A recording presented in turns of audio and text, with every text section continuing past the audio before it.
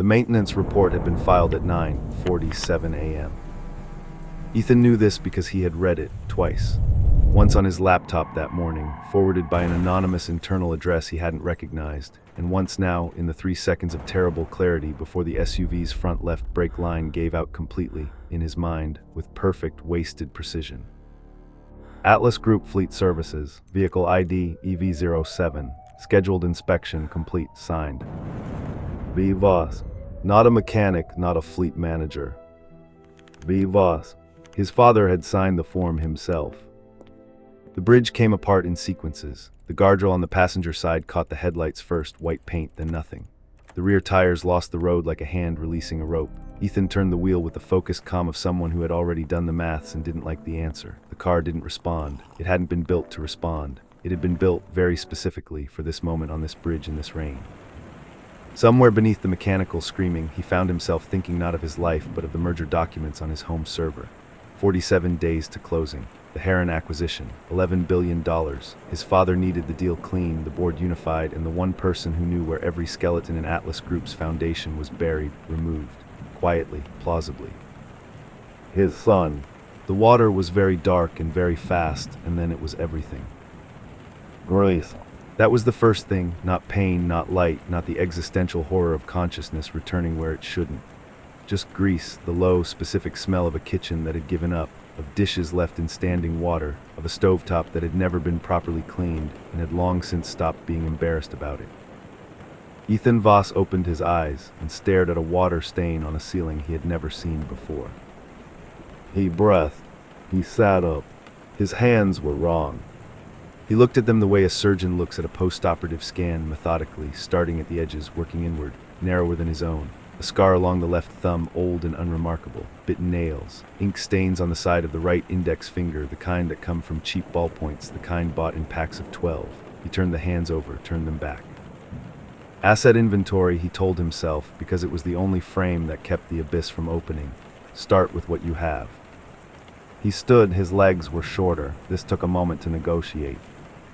3 steps across the apartment brought him to the bathroom, which was less a bathroom and more a philosophical statement about giving up. The mirror above the sink was cracked at the top right corner, the fracture running diagonally down like a lazy signature. He stood in front of it. A stranger looked back. 24, maybe 25, dark circles deep enough to have their own postcode, a jaw that carried the specific tension of someone who had been clenching their teeth through difficult years, hair that had been cut cheaply and not recently. The face wasn't ugly.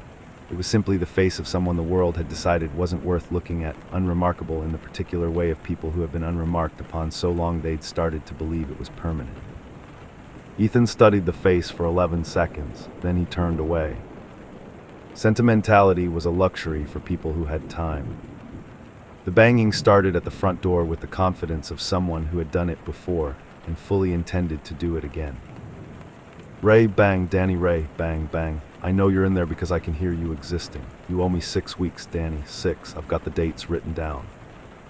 Ethan stood very still in the center of the apartment, Danny's apartment. He corrected, filing the name like a new access credential, and cataloged the room in the time it took the landlord to pause for breath.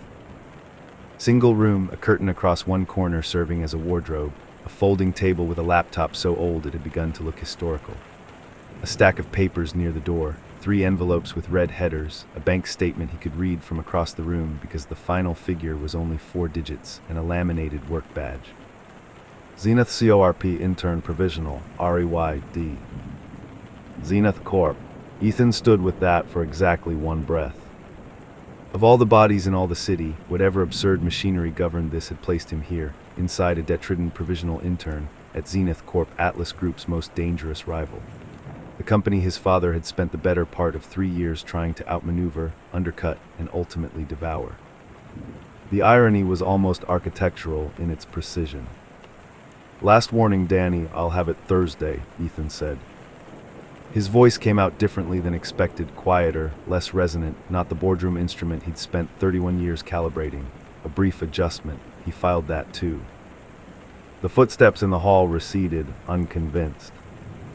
The phone was on the floor beside the mattress, plugged into the wall by a cable held together with electrical tape. Ethan picked it up. The screen was cracked in one corner, matching the mirror, he noted, with the kind of symmetry that proved nothing. 11 missed calls, 1 voicemail from Mom, Lena, 2 texts from a number saved as do not answer. A banking notification that was only 3 words long, and none of them were good. He opened the browser, typed 2 words, his own name. The obituary loaded slowly on the weak signal.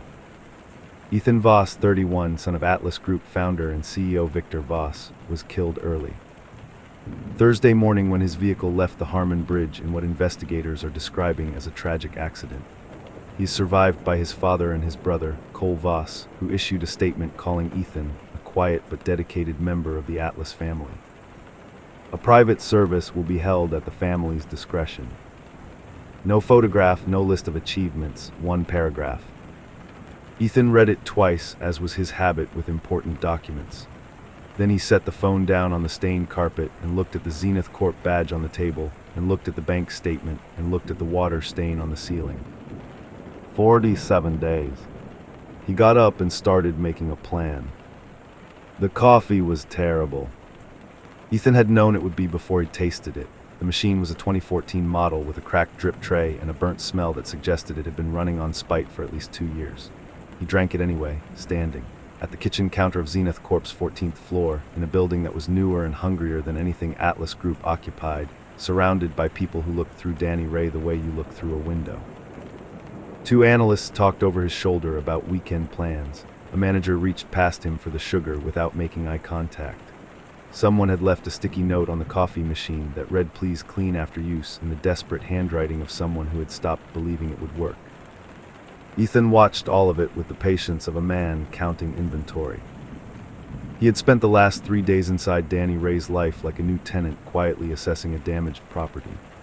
He'd read every document on the laptop, Danny's rent history, his student loan statements, his Zenith HR file, a half-finished cover letter addressed to a company that had already rejected him. He'd studied Danny's email chain with Lena Park, a fellow intern, 2 floors up, whose messages had the warm, practical rhythm of someone who was the most competent person in every room she entered, and had learned to find that exhausting. He had also, more importantly, studied Zenith's internal communications. Danny's provisional credentials were limited, but limited was not the same as useless. An intern with access to the shared drive was an intern with access to the shared drive, and large organizations were constitutionally incapable of properly restricting what lived there. By Wednesday night, Ethan knew more about Zenith's position on the Atlas merger than most of Zenith's own M and A team. The emergency meeting was called for 11 a.m. He heard about it the way interns hear about everything, obliquely, through the environmental noise of an open-plan floor. A junior analyst on the phone, speaking too loudly. Holt moved the Atlas review up. Full team, 11th floor. The words landed in Ethan's chest like a key turning in a lock. He knew exactly which room they'd use. He knew exactly what they'd find when they opened the regulatory filing director Holt had been building his counter-strategy around. And he knew, with the absolute certainty of someone who had written the opposing playbook in a previous life, precisely what they would miss. Clause 14(3)(b). It was the kind of provision that looked inert on first reading, a standard material adverse change clause, competently buried in the acquisition agreement's 3rd schedule. His brother Cole had insisted on drafting it broadly. Ethan had argued against it once briefly in a conference room 2 years ago and been overruled. He'd filed the disagreement away in the same internal cabinet where he kept all the things Atlas Group had refused to hear. The clause allowed Atlas Group to restructure the target subsidiary's IP holdings unilaterally, within a 45-day window pre-close, without triggering renegotiation rights. On paper, it was defensive. In practice, if Zenith moved against the merger at the regulatory level in the next 2 weeks, Atlas would exercise it, ring-fence the most valuable patent portfolio, and leave Zenith's legal challenge holding nothing but the shell. Zenith's entire counter-strategy would collapse. Holt didn't know it yet. Ethan took out a piece of paper. He wrote 11 sentences. He folded it once. He could not walk into the 11th floor meeting. He had considered it and rejected it as theatrically satisfying but strategically reckless. An intern doesn't interrupt a director-level M and A review. An intern who does that gets escorted out and quietly terminated, which removed him from the building before he was useful. Instead, he waited outside the elevator bank until he saw Holt's assistant, mid-40s, quick-moving, the look of someone who treated competence as a personal code, step out to take a call. When the call ended, Ethan held out the folded note with both hands, calm, direct. For Director Holt, before the meeting starts, not after, it's time sensitive. The assistant looked at him, at the note, at his intern badge. And you are? Danny Rey, 14th floor, he paused. Tell him it's about clause 14.3b. If that means nothing to him, he can discard it. He went back downstairs. He drank the rest of the terrible coffee. He waited. 40 minutes later, his desk phone rang, an internal number, 11th floor. Director Holt would like to see you. The conference room had floor-to-ceiling glass on two sides and the kind of table that cost more than Danny Rey's annual salary. 5 senior analysts, 2 legal associates. Holt himself, 60, compact, with the measured eyes of someone who had survived 4 corporate regimes by being harder to read than the people trying to read him. And at the far end of the table, saying nothing, a woman Ethan hadn't encountered in Danny's files. She was perhaps 40, in a dark blazer with a stillness about her that wasn't passivity. It was the stillness of someone whose attention was always fully deployed and who saw no reason to advertise it. A tablet in front of her, untouched, no notepad. She was the only person in the room who had been watching the door when Ethan walked in. Holt didn't offer a seat. You flagged 14.3b. Yes, walk me through it. Ethan did 12 minutes, no notes. He used the room's whiteboard for exactly 1 diagram and erased it when he was done, a habit so ingrained it was apparently cellular. He watched Holt's expression move through skepticism, attention, and then something close to controlled alarm. The legal associates exchanged a glance they thought was subtle. When he finished, the room was quiet in the specific way of people recalibrating. Where did you pull this analysis from? Holt asked. The filing is public. The implication isn't hidden. It's just easy to miss if you're not looking for it from the other side. The other side, Holt repeated. Of the table, Ethan held his gaze. Someone drafted that clause to be used, not just held. From the far end, the woman in the dark blazer spoke for the first time. Her voice was unhurried and precise. You're an intern. Provisional, Ethan said. Yes. Provisional interns on the 14th floor don't typically have cause to read third schedule acquisition provisions in active M&A filings. No, Ethan agreed, they don't. She let the silence sit there between them like an object on a table. She didn't fill it. Neither did he. Holt cleared his throat. What's your background, Ray? Finance, self-directed. The answer Danny's CV supported barely by a single incomplete postgraduate certificate and a reference from a professor who had clearly been generous.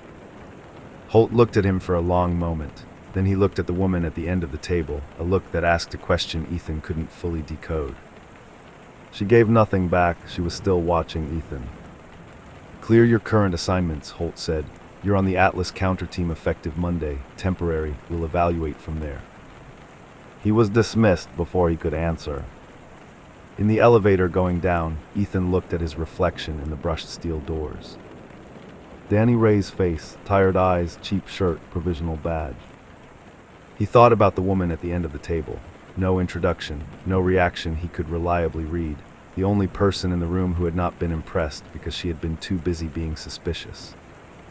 He filed her away carefully, in the cabinet reserved for things that required the most attention. The elevator opened on 14. He had the keys, not to the kingdom, not yet, but to the door directly in front of it. That would do for a Monday.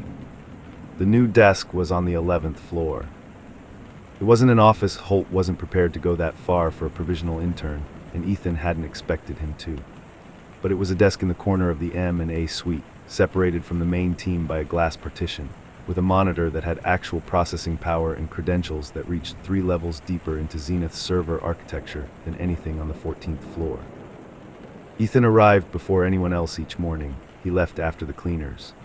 In between, he worked with the focused efficiency of someone who understood, at a biological level, that time was the only resource he couldn't manufacture more of.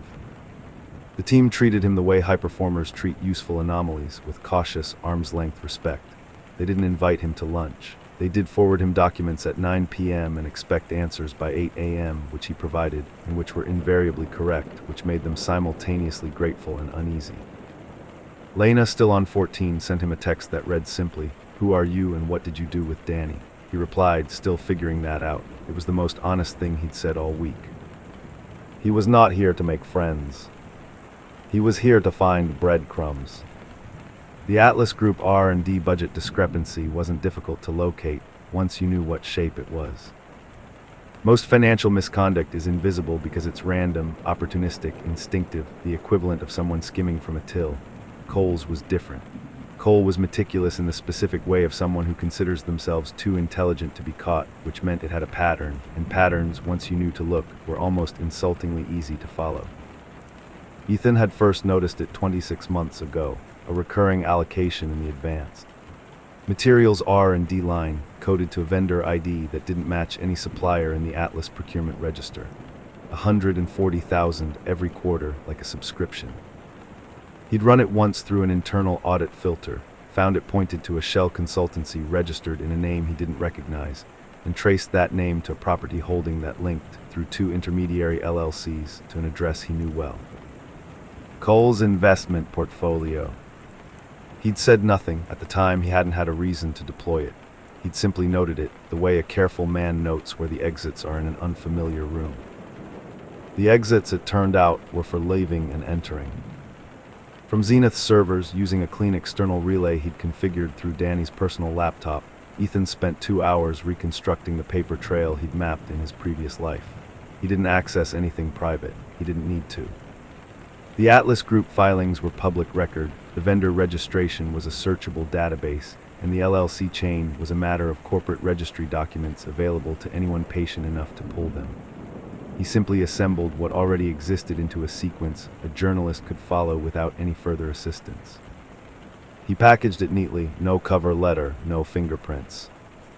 He routed it to a business correspondent at a national financial paper, a woman whose previous 3 investigations had each taken exactly the kind of source material that arrived without explanation and ran without needing to be asked twice. He sent it on a Tuesday evening at 6:47 p.m. Then he went home, ate the leftover rice Danny's refrigerator had to offer, and slept soundly for the first time since the bridge. The story ran on Thursday. He saw it break on the office monitors at 8:23 a.m., the financial news ticker first, then the full piece loading on 3 different screens as the M&A team arrived with their coffees and their phones already lit up. Atlas Group executive under scrutiny as R&D irregularities surface. Cole's name appeared in the 3rd paragraph, as planned, framed carefully as a subject of inquiry rather than an accusation, the precise legal placement of a journalist who knew the difference. The office chatter was immediate and uncurated. Heard the Voss family has been bleeding internally for months, convenient timing with the merger and final review. Cole Voss was always the weak link. Everyone knew. Ethan sat at his corner desk and watched it unfold with the specific, quiet satisfaction of a structural engineer watching a controlled demolition proceed on schedule. No glee. No triumph, just the clean, factual pleasure of a calculation confirmed. He thought briefly of Cole, the man who had sat 3 chairs down from their father at the board table and said nothing while the maintenance report was signed. The man who would now spend the next 18 months in the grip of investigators and column inches and the suffocating social arithmetic of a powerful family's redirected blame. He thought about it for approximately 4 seconds. Then he opened the Heir acquisition filing and went back to work. Mara Sung appeared in his doorway at 2 p.m. She didn't knock. She sat down across from him without being invited, the chair pulled back with a precision that suggested she had rehearsed nothing and needed to. She set her tablet face down on the desk, which Ethan noted, and placed a single printed photograph beside it. An Atlas Group security badge, employee headshot, name VOSSE executive. Strategy division. The face in the photograph was not Danny Rey's face. Ethan looked at it for precisely the amount of time it would take someone with nothing to hide. Then he looked at her. Ethan Voss died on Harmon Bridge 3 weeks ago, she said, not an accusation. A data point delivered neutrally, the way a doctor reads a chart to a patient who already knows the diagnosis. I'm aware, Ethan said. I read the obituary. You flagged a subclause of his family's acquisition agreement that their own legal team drafted. You knew the vendor coding structure in their R&D allocation before our forensic team did, and this morning, a story runs with source material that would require either a significant data breach, she paused, or someone who already knew where to point. Silent. You have interesting instincts, she said, for someone who's never left the intern pool. Ethan held her gaze and said nothing, which was itself a kind of answer, and they both understood that. She stood, picked up the photograph, did not take the tablet. I haven't decided what to do with what I think I know, she said from the doorway. Until I do, don't give me a reason to accelerate that decision. She left. That evening in the men's bathroom on 11, Ethan stood at the sink and ran cold water over his wrists, an old habit, stress management, something his body apparently retained across lives. He looked in the mirror.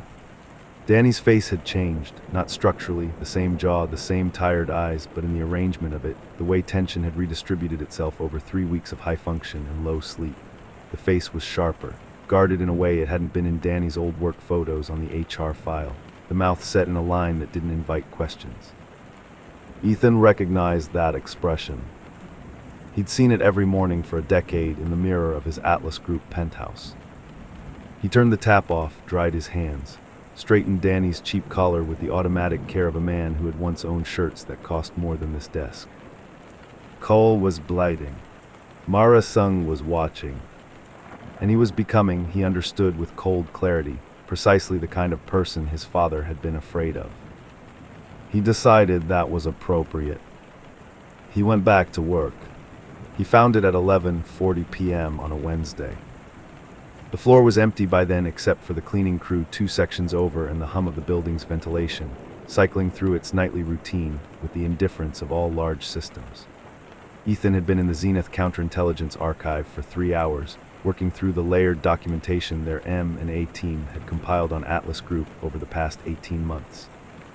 Most of it he already knew, some of it was impressively well-sourced. One section, near the back of a subsidiary folder labeled Atlas Structural Anomalies Q3, had been flagged by a Zenith analyst and then, apparently, left unread. The folder was titled Project LAZARUS. Ethan opened it.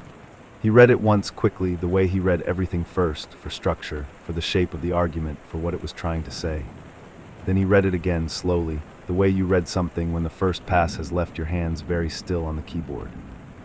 Project Lazarus was Atlas Group's internal strategy document for the post-merger integration of Heir Capital's subsidiary holdings. Standard enough at a glance, asset reclassification, IP consolidation, redundancy structures. But on the 4th page, in the bloodless language of corporate restructuring, was a subsection that stopped being standard entirely. Heron's subsidiary, Novepath IP Holdings Post-Acquisition Directive. All patents registered under independent inventor classification to be absorbed into Atlas Group's core IP trust. Estimated portfolio value, 340M post-absorption status, reclassified as proprietary Atlas assets. Development rights, suspended indefinitely pending internal review. He knew Novepath, of course he knew it. He had incorporated it himself 8 years ago using his personal capital, outside of Atlas Group's umbrella, specifically to ensure that what he built there was his. 12 patents, adaptive logistics infrastructure, 2 of them, 3 in materials processing. The remaining 7 in a predictive systems architecture that was, conservatively, a decade ahead of anything Atlas Group had publicly filed. His father had known about Novepath for years and said nothing. Because the plan had never been to acknowledge it. The plan had been to wait to structure a merger that passed through Heron Capital as an intermediary, absorb Novepath in the consolidation, bury the patents in Atlas Group's trust, and suspend development indefinitely, where they would neither threaten the family's existing interests nor be accessible to Ethan. The merger wasn't a business decision that required his death as a complication. His death was a business decision. The merger was the mechanism for collecting what remained. Victor Voss hadn't killed his son in a moment of fear or desperation. He had killed him as a line item, planned the acquisition, planned the absorption, planned the erasure of every material thing Ethan had built that existed outside the family's control. The maintenance report, the bridge, Project Lazarus, all of it drafted in advance, sequenced, filed, and signed. Not just dead, dissolved. Ethan sat in the fluorescent half-dark of an empty office and looked at the screen for a long time. He didn't know he'd left the building until he was outside. The rain was light and persistent, the kind that doesn't commit to being weather and simply makes everything incrementally worse. He was standing on the pavement outside Zenith's lobby without his jacket, which he'd left on Danny's chair, and he became aware of this only when the cold registered as a physical fact that required acknowledgement. He stood there anyway. Victor Voss had signed a maintenance report. That took perhaps 30 seconds, to end 31 years, to erase 8 years of independent work, to ensure that the name Ethan Voss would exist only as a subordinate clause in the Atlas Group acquisition filing, absorbed, suspended, made proprietary, made nothing, and that no one would ever know the difference, because the man who might have objected had been neatly removed from the bridge and from the record simultaneously. He had understood intellectually that his father had killed him. He had processed it, filed it, weaponized it. He had not, until this moment, understood that his father had also intended to kill the work. The 12 years of independent thought, the patents drafted in his own hand at his own desk with his own capital, the only things in his life that had been entirely, unambiguously his. That was what cracked it open. Danny. He turned. Lena Park was standing 5 feet away under the building's overhang, a takeaway bag in one hand and an umbrella that had partially inverted in the wind. She was working late, clearly, the way she always was. She had mentioned once, in a message Ethan had read weeks ago, that she stayed late because her flatmate played music until midnight and the office was quieter. She looked at him standing in the rain without a jacket and did not ask any of the questions that would have been reasonable to ask. Instead, she said, "I've got 2 portions of rice and I only want one of them." She held the bag out. Ethan looked at her, at the bag, at the partial umbrella which had given up on its structural integrity but was still, stubbornly, held above her head. He stepped under it. They sat on the steps of the building's side entrance and ate rice from plastic containers with the wrong kind of chopsticks and didn't speak for a while, which was the most honest conversation Ethan had participated in for as long as he could remember.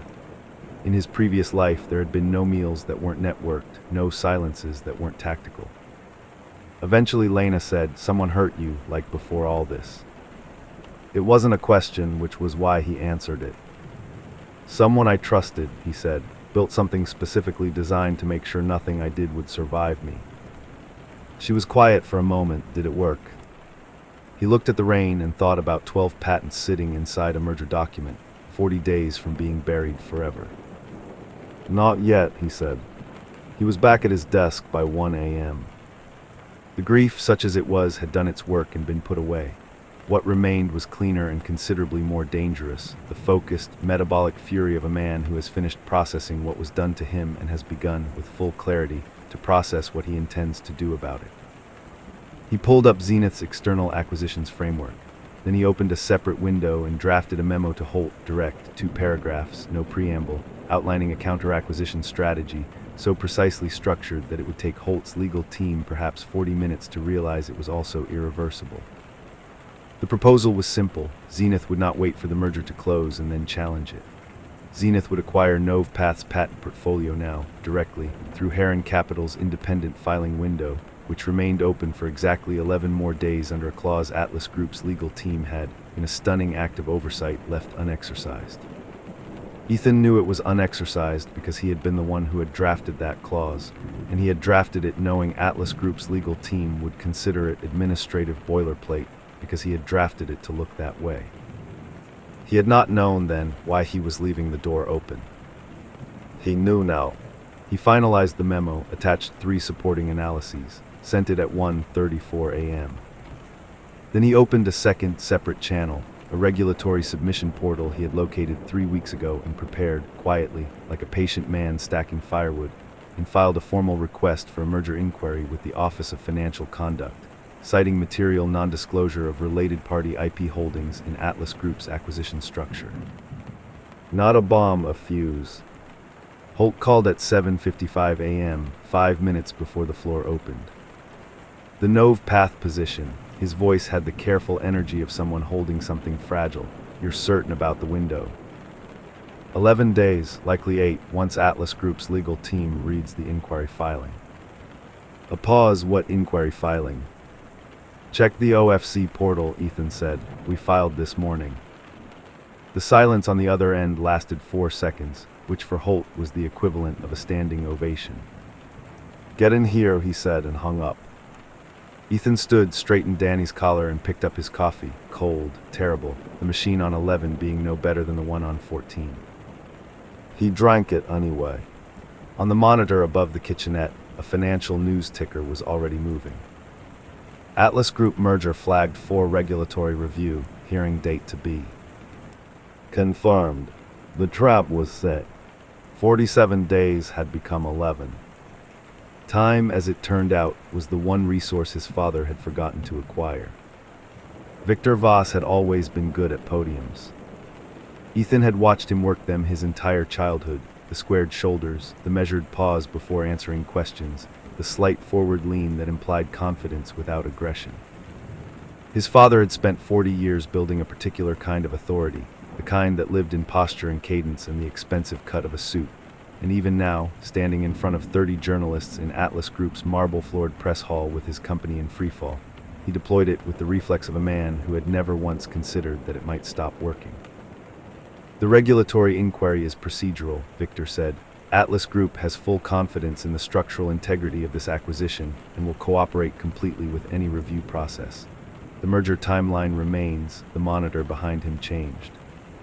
It was a live financial feed, the kind of screen that populated Atlas Group's press hall automatically, ambient financial data cycling in the background of every public address, designed to project an atmosphere of perpetual, calm prosperity. No one had thought to disable it. Why would they? It had never before been a liability. The headline loaded in real time. Zenith Corp confirms acquisition of an OVPATH IP portfolio. $340 million deal closes outside merger window. Beneath it, a subheading, Atlas Group's contested patent holdings confirmed as independent assets, removing central pillar of Heir acquisition structure. Victor Voss stopped speaking. It lasted perhaps 2 seconds, the pause, but it was 2 seconds on camera, and the journalists in the front row were already tilting their phones upward to capture the expression that moved across his face like weather crossing open ground. He recovered. Of course he recovered, but the recovery was visible, which was worse than the break because it proved the break had happened. From that moment, the press conference was a formality, the questions sharpened.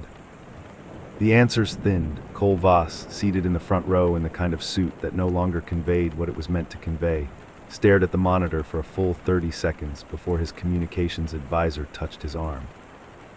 Victor gripped the podium and spoke carefully about process and continuity and the resilience of the Atlas Group board, and every word he said was received by 30 people who were already writing their leads. On the 43rd floor of Zenith Corp, someone had opened a bottle of something expensive. The M&A suite had the particular energy of a room where professionals were allowing themselves, cautiously, to feel something, laughter at a volume slightly above normal, jackets over chairs, phones passed between hands showing the same headlines cycling across screens. Director Holt stood at the window with his arms crossed and an expression that was as close to satisfied as Ethan had ever seen it get. At the corner desk behind the glass partition, Danny Rey ate a vending machine sandwich. It was a cheese and pickle triangle, 190 calories, from the machine on level 11 that charged 40 cents more than the one on 14 and was somehow worse. He ate it methodically, one half then the other, and watched the monitors, and felt the victory the way you feel the end of a long physical effort, not as elation, but as the sudden clarifying absence of strain, like a fist unclenching. 47 days. Cole Voss had resigned that morning, ahead of the formal investigation announcement. The story had moved fast in the way that stories move when the underlying architecture has been carefully prepared, each development landing on a foundation that made the next one inevitable. The R&D irregularities, the inquiry filing, the Nove Path acquisition closing outside the merger window, the structural collapse of the Heir deal, the pillar pulled cleanly, the rest falling in sequence. Not chaos engineering. He folded the sandwich wrapper with the same precision he applied to everything else, and placed it on the corner of the desk and looked at the monitors for a moment longer. Somewhere across the city, Victor Voss was stepping away from a podium. Mara Sung didn't approach dramatically. She simply appeared beside the desk the way she always did, already present, already knowing what she wanted to say, and set her tablet down and looked at him with the expression of someone who had finished a very long calculation and was satisfied with the result. She didn't ask who he was. That question had been answered somewhere around Act 2, Ethan suspected, and Mara Sung was not the kind of person who asked questions she had already answered. You didn't just counter a merger, she said. You took 40 years of an empire and removed the thing it was built on top of. That's not M&A strategy. She paused. That's architecture. Ethan said nothing. I want to build something, she said. A new division. Independent mandate, Zenith infrastructure, focused specifically on structural intervention in contested acquisition markets. She held his gaze. I want you to run it. As Danny Rey. As whatever name you choose to use, she said simply. I'm not interested in what you were. I'm interested in what you just proved you are. He looked at her for a long moment. At the room behind her, the champagne, the monitors, the cautious celebration of people who had won something they hadn't fully understood was a war. I want the Nove Path portfolio accessible, he said, not as Zenith assets under independent development. I'd expect nothing less. And I'll need to review the division's reporting structure before I agree to anything. The corner of her mouth moved. It was the closest thing to a smile he'd seen from her, and it lasted approximately 1 second. Monday, she said. She picked up her tablet and walked away. He stayed at the desk until the floor emptied.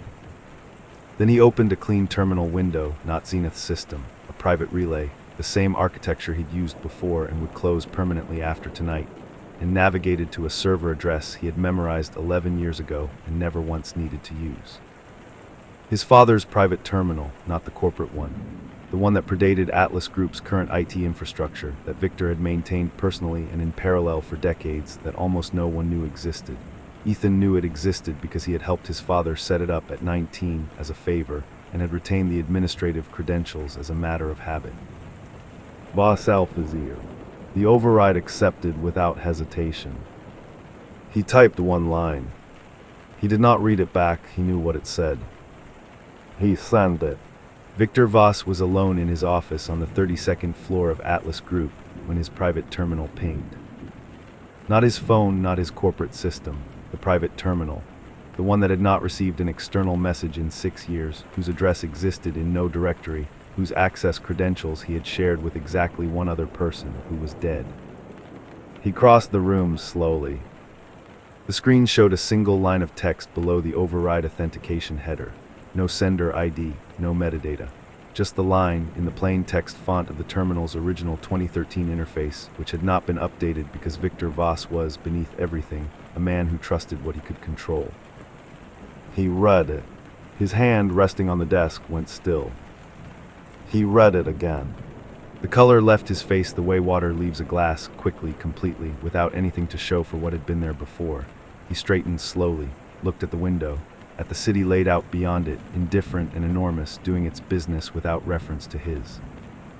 He stood there for a long time. We do not read what the message said. The lobby of Zenith Corp opened onto a wide avenue that caught the afternoon sun at an angle that made the whole street look slightly more significant than it was. Danny Rey came through the revolving door at 6:17 p.m. with no jacket, his Zenith provisional badge still clipped to his shirt, a cheap work bag over one shoulder. He stopped on the pavement for a moment. The city moved around him, indifferent, enormous, doing exactly what cities do. Somewhere across it, an empire was making the specific sounds of structural collapse. Somewhere, a journalist was filing a story whose implications would still be landing 6 months from now. Somewhere, a private terminal screen glowed in an empty office. He wasn't Ethan Voss. Ethan Voss had a 1-paragraph obituary and a sealed file and a family that had signed a maintenance report. He wasn't Danny Rey either, not entirely. The debt-ridden provisional intern who had slept through his alarm and argued with a landlord through a locked door had become something else over 47 days, the way materials become something else under sufficient pressure. He turned his face toward the sun for a moment, with the uncomplicated deliberateness of someone doing something simple for the first time in a long time. Then he started walking. He didn't look back. Whatever came next, he would build it himself with his own hands, his own capital, his own name, and this time he would make absolutely certain it was his to keep. The end. Ethan Voss was declared dead in 1 paragraph. He dismantled a billion-dollar empire in 47 days, and nobody ever knew his name. If this story hit different, you already know what to do. Like, subscribe and drop a comment telling me, was the mercy he showed his father worse than anything else he could have done? The next story drops soon, don't miss it.